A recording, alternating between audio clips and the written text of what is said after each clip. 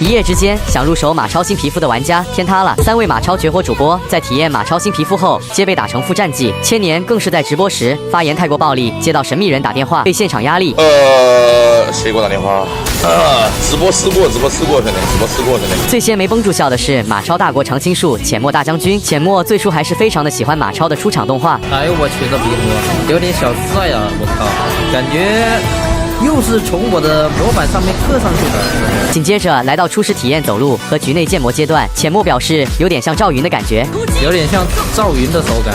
而在接下来体验了10分钟后，浅墨彻底绷不住。弹幕老师问浅墨手感怎么样，刚复播的浅墨还是十分谨慎的选择了沉默，只是来了一句战绩，说明一切。手感怎么样？看战绩说话好吗？这句话简直可以说是此处无声胜有声。而紧接便是老牌马超天花板听安更是演都不演了，直言不讳的指出新皮肤存在的各种问题。我操，这个皮肤我告诉你啊，它这个皮肤我看一下音效开了没？音效全是拉满了。人们穿过丈五蛇骨，踏出身外。这皮肤的手感，我怎么去形容呢？完全感受不到打击感，它皮肤手感有点怪，没有任何打击感，拖到人也没有反馈。它的特效是很帅的，但是它的问题在于这个皮肤完全没有任何反馈，你知道吧？它没有任何打击感，就是你打到别人身上，你都不知道打到了。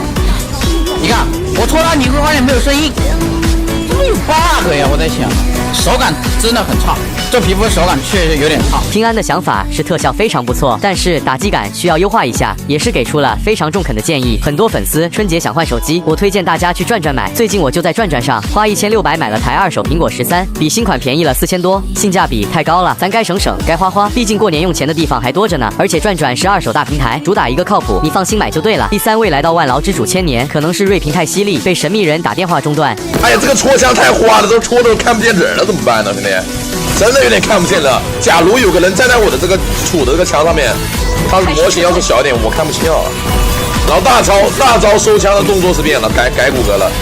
不过那个传统捡枪没变，并且千年为了证明自己的评价绝对客观，还做了提前声明。